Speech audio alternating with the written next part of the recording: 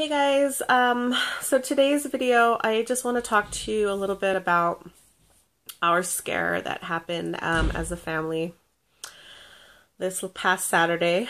And if you guys saw me, or you guys follow me on Instagram, you guys may have saw a picture of some shopping bags, and I was going to do a haul here on my channel.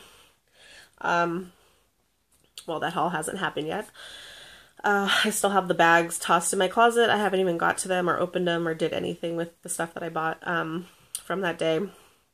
But before I kind of get into what happened, I just want to kind of run down my Saturday and kind of go from there. So Saturday morning, got up, asked the kids if they wanted to go do anything today, go to a movie, park, you know, shopping, whatever. As usual, my boys are homebodies. They like to stay home, play video games, play outside, whatever.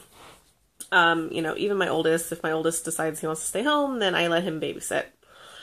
So that was basically what had happened. My oldest son is 17. He'll be 18 this year. And so I was gone for, I'd say about 3 hours, and I never thought that that it would be like one of my worst Saturdays I've ever had in my life. So basically I went shopping, and as you saw, again, if you were follow me on Instagram, that, you know, I went to a few stores.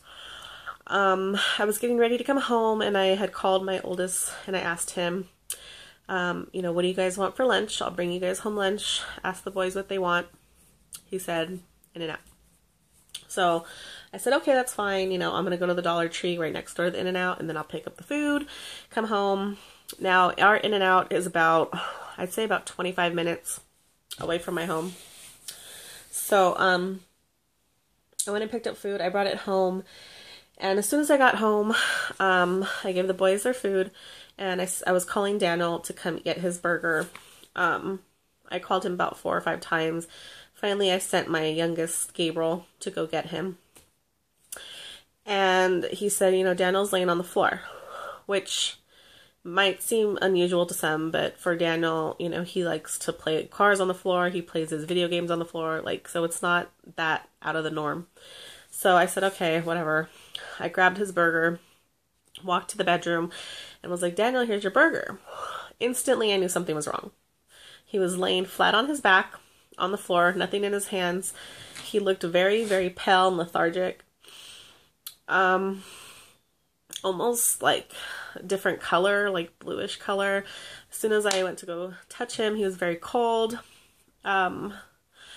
His eyes were open. He could see me, but he wasn't speaking to me or saying anything. And yes, my son's autistic. Yes, he does have, you know, speech impairments, and, you know, it takes him a while to respond, but he can speak to me. And if I ask him if he wants a burger, he'll tell me yes or no. The fact that he didn't even acknowledge me when I walked in the room scared me. I instantly knelt down beside him, tried to pick him up, because I could tell he looked like he was choking, or he was trying to throw up something. So I kind of picked him up, and he vomited some very thin, unusual looking vomit that I've never seen before. And I said, are you okay, Daniel? What's going on? Are you okay? You okay? He wasn't gasping for air or anything, but he still looked like as if he wanted to throw something up. So again, I was just kind of like tapping him, like, Daniel, are you there? Are you there? Daniel, hello? Are you okay? Are you okay? Daniel, what's wrong? So in my panic and my me yelling at him, the kids came in the room as well, and they knew something was wrong. I just, seeing him in that state is very scary. I've never seen anything like that. I've seen quite a bit with my boys. But my boys are very, not as rambunctious as, I guess, a normal boy. They've never broken a bone. They've never, you know, I mean, they've scraped knees and stuff, but I've never had an issue with as far as severe as this. So automatically my mind goes to thinking that he got poisoned, he ate like a pill, he swallowed something he wasn't supposed to, which is very unusual for him, but you just never know, right? And especially the way he was acting. I instantly started asking my other son, what's wrong? What did he eat? Did he do this? You know, what was the last time you saw him? And my son's just like, you know, he was playing video games. The last time I saw him was like 10, 15 minutes ago. He didn't eat anything other than, you know, his cereal in the morning. And it was just very, very surreal. I immediately told him, call 911. So the ambulance, when they finally came, I just told them that what had happened. I came home, he was like this. I don't know. It was very scary. I came home to it. I don't know if that he was like that for right when I walked in. I don't know if he was like that for half an hour. I don't know. The ambulance came. The paramedics were asking him his name, you know, trying to get him to speak. He wouldn't respond to anybody. He still was acting as if he had something that he wanted to throw up. So once the paramedics came and wheeled him or carried him out of the house, he began to throw up again all over himself. Once we got him in the ambulance, I jumped in the ambulance with him, and they drove us to the hospital. You know, before I left, I told my oldest, just watch your brother. I'll call you in a little bit. Call your dad. So, after we got to the ambulance, they tried to take blood, and they poked him like 6 times because they couldn't get the blood from him because, I guess he's very flat, whatever that means. And then even within that, because he hates shots, he screams his head off when they poke him with anything. And the fact that he wasn't even responding to this was very scary.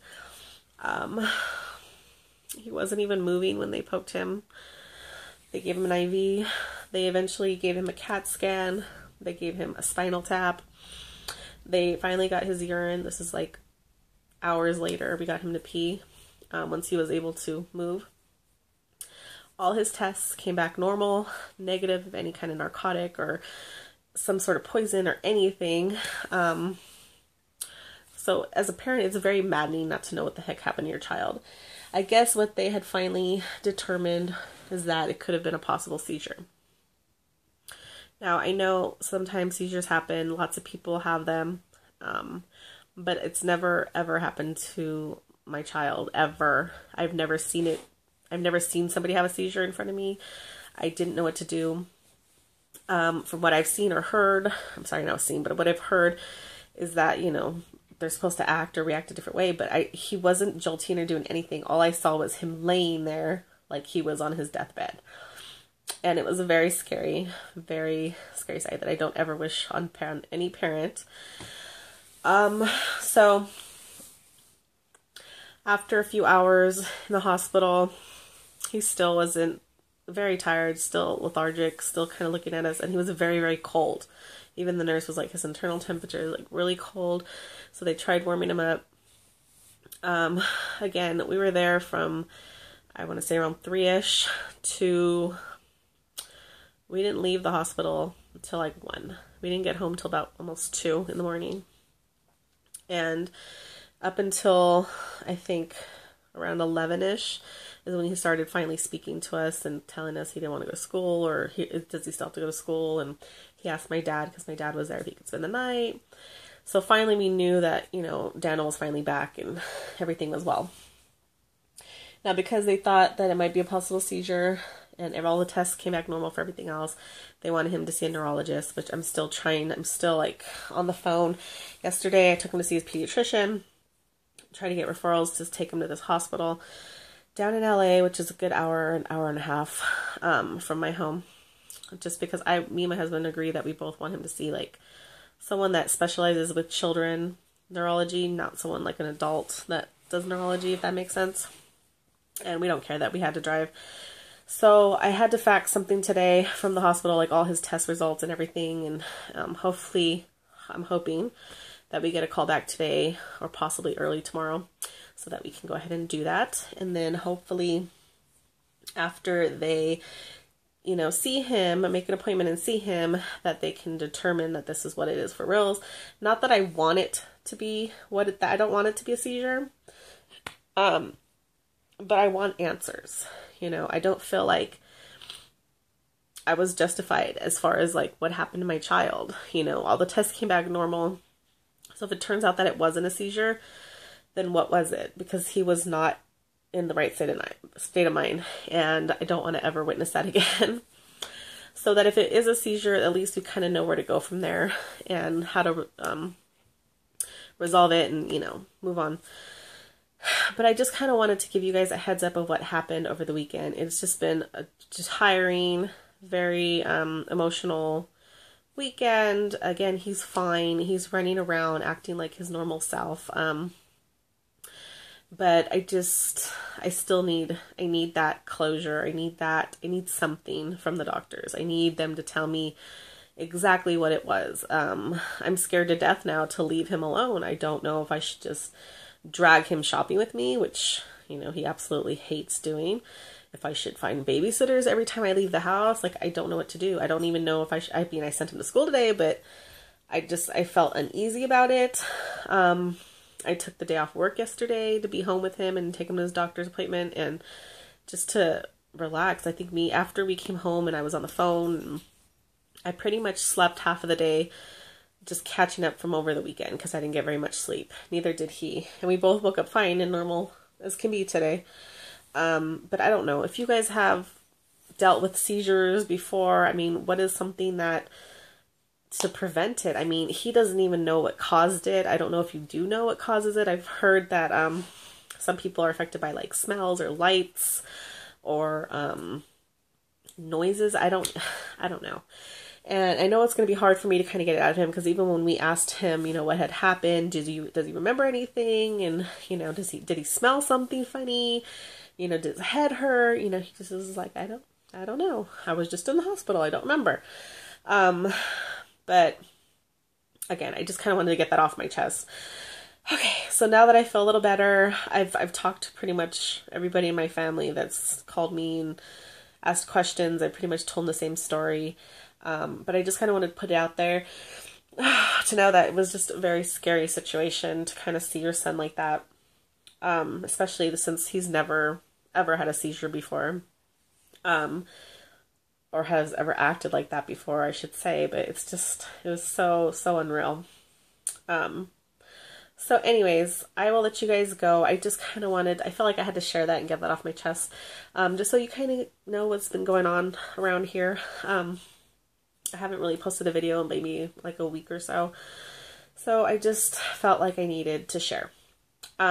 So that's that. I will definitely be trying to show you guys my recent shopping haul.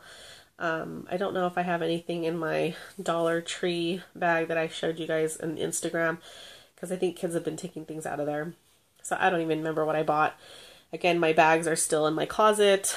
I haven't even opened them up to like put them away or anything. It's just been crazy.